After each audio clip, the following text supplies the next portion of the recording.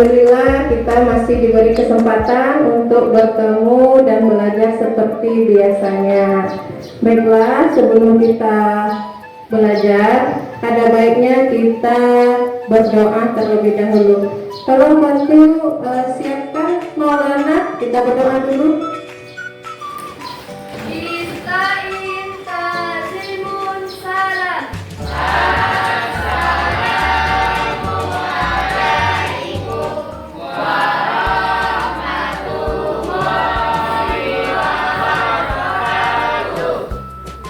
Waalaikumsalam warahmatullahi wabarakatuh. Baik, Ibu absen dulu ya nak. Rafi Maulana Ahmad Priera, Fadil Sawal. Sebelum kita memulai, Ibu mau mengadakan pretest ya. Mengadakan pretest. Silahkan disiapkan alat tulisnya, masing-masing kalian akan Ibu kasih soalnya. Tolong duduknya agak berjarak anak-anak Ibu.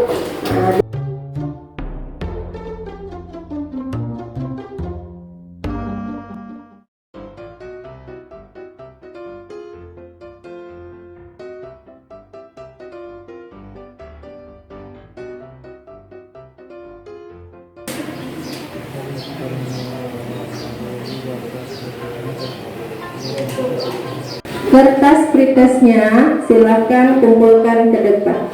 Baik anak-anak Ibu, sebelum Ibu mulai belajar, Ibu mau tanya, kalian tadi pagi mandi nggak? Mandi kan? Siapa yang nggak mandi? Oh, baik. Oh, mandi. Masa di sekolah nggak mandi ya? Apa yang kalian rasa saat kalian mandi? Dingin ya. Oh, panas. Mandinya pakai air panas. Nah, yang kalian rasakan itu dingin. Pelajaran kita hari ini tentang kalor. Nah, perhatikan apa tujuan kita belajar hari ini. Pertama, kalian dapat menjelaskan konsep kalor. Apa itu kalor? Nah, itu kalian dapat menjelaskan itu. Yang kedua, dapat menerapkan persamaan kalor pada persoalan. Kalian dapat menyebutkan faktor-faktor yang mempengaruhi kenaikan suhu benda akibat pemberian kalor. Ya, yang keempat, siswa dapat menentukan besarnya kalor yang dibutuhkan pada satu benda yang mengalami kenaikan atau penurunan suhu. Yang kelima, menganalisis konsep kalor dan penerapannya dalam kehidupan sehari-hari. Yang keenam, menganalisis pengaruh kalor terhadap perubahan suhu. Yang ketujuh, menganalisis pengaruh kalor terhadap perubahan wujud zat. Kalian tahu ini apa? Ini apa? Es batu. Ya, es batu. Tadi Ibu awalnya belinya ini keras, padat, beku. Nah, ini coba lihat, ada apanya? Ada airnya. Artinya ini es batu yang awalnya padat kenapa bisa yang awalnya keras kok bisa lama-lama jadi air? Karena perubahan suhu dari mana? Dari mana? Apa itu? Kulkas kan pindah ke dalam labor, jadi perubahannya itu antara jadi dingin ke panas. Ya, bagus sekali jawabannya. Terjadi perubahan suhu dari kulkas yang awalnya dingin ke labor ini yang suhunya panas. Ya, bagus ya. Kemudian yang kedua, coba perhatikan. Sudah pernah hidupkan lilin kan? Lilin itu kalau lama-lama dihidupkan dari yang awalnya utuh seperti ini berubah jadi bagaimana? Mencair, meleleh. Awalnya utuh, lama-lama meleleh. Ya, berarti Ada apa di situ? Kenapa yang awalnya padat seperti ini jika dikasih api dihidupkan dia meleleh? Apa? Nah ya, Adanya suatu panas. panas. Dari mana panasnya? Coba bisa. Dari mana panasnya? Api. Ini kelompok Fahrenheit. Ini kelompok Kelvin. Yang ini kelompok Reaumur. Baik, Ibu bagi.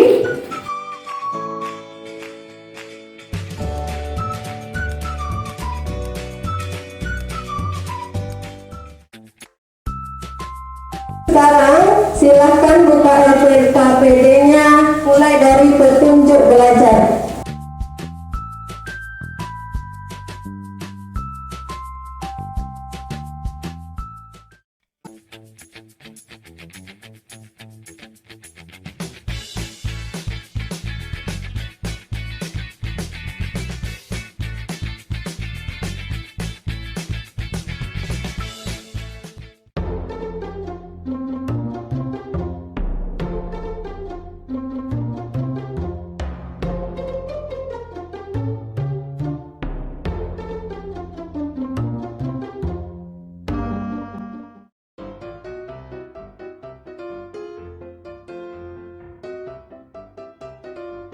Oke, semua kelompok sudah siap. Ibu lihat siapa yang mau duluan membacakan, boleh.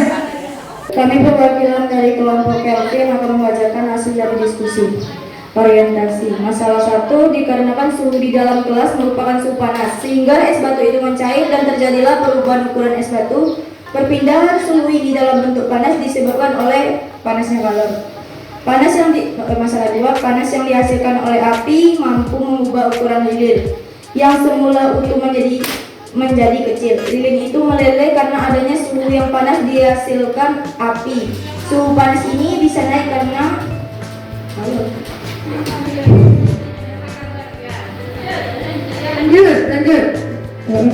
Analisis. Bagaimana hubungan antara waktu pemanasan dengan suhu air?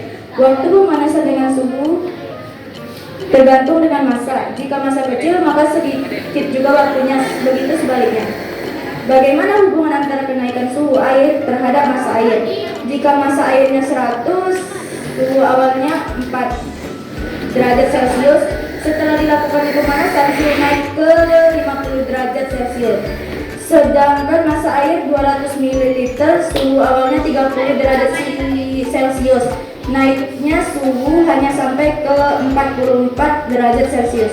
Antara 100 mili dan 200 mili lebih cepat pemanasan yang 100 mili. Makin besar massa air, makin tinggi juga suhu air. 3. Bagaimana hubungan antara kenaikan suhu air dengan jenis zat? Minyak suhu awalnya 24 derajat Celcius dan suhu setelah dipanaskan menjadi 42 derajat Celcius. Air yang 100 mili suhu awalnya 4 derajat Celcius setelah dipanaskan menjadi 50 derajat Celcius. 200 mili suhu awalnya 30 derajat Celcius setelah dipanaskan menjadi 44 derajat Celcius. Berdasarkan data yang kalian peroleh, nomor 4, semakin banyak masanya maka akan semakin lama proses pemanasannya. Antara zat 1 dan zat 2 juga berbeda. Kesimpulannya adalah semakin banyak takaran massa maka akan semakin lama prosesnya. Antara zat minyak dan air berbeda kenaikan suhunya. Lama pemanasan. Nah, silakan berikan tepuk tangan untuk kelompok Kelvin ya. Alhamdulillah semua anak-anak mengerti tentang pelajaran ini. Nampaknya jawaban yang diberikan sangat bagus sekali ya. Nah, sebelum Ibu melanjutkan, menyimpulkan juga, mengkonfirmasi jawaban-jawaban yang telah kalian lakukan, siapa yang ingin bertanya? Silakan, angkat tangannya. Ya, Taira, silakan. Mengapa suhu dapat mengubah wujud benda?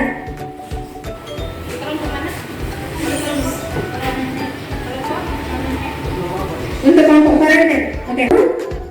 Ada kalor ya. Mengapa kalor suhu bisa mengubah wujud benda? Silakan, siapa mau jawab?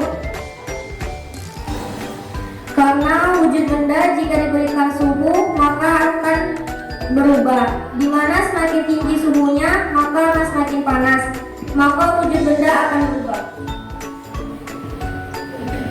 Ya, bagaimana Kaira? Yes?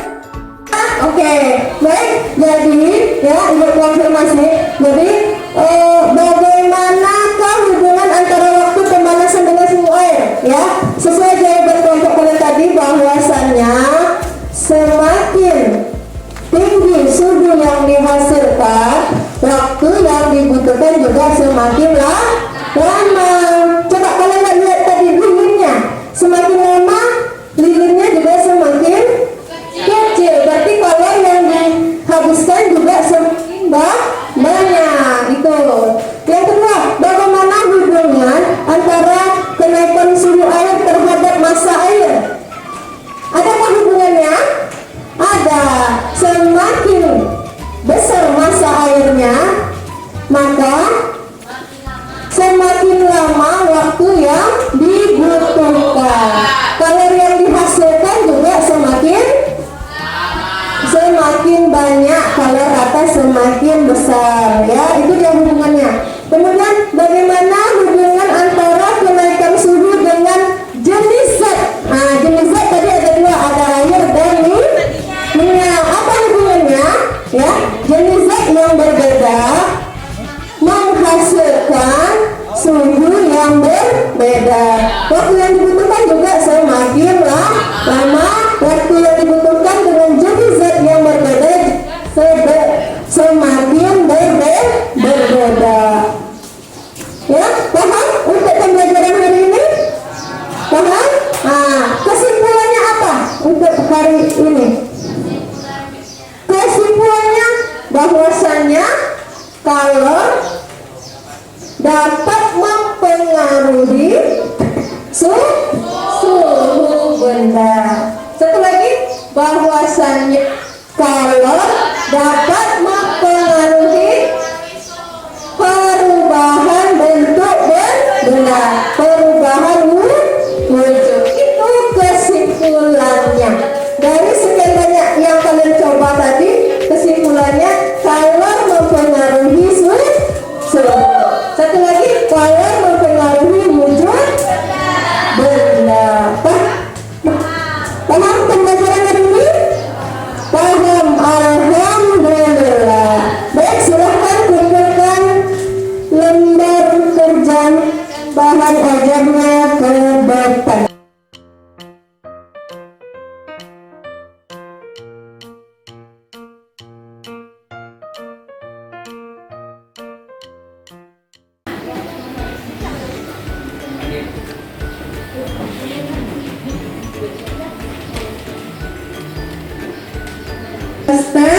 Untuk pembelajaran berikutnya kita masih materi tentang kalor, tetapi nanti materinya perpindahan kalor.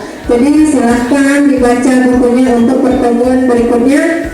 Akan Ibu informasikan untuk pertemuan berikutnya alat dan bahan, karena kita juga akan praktek.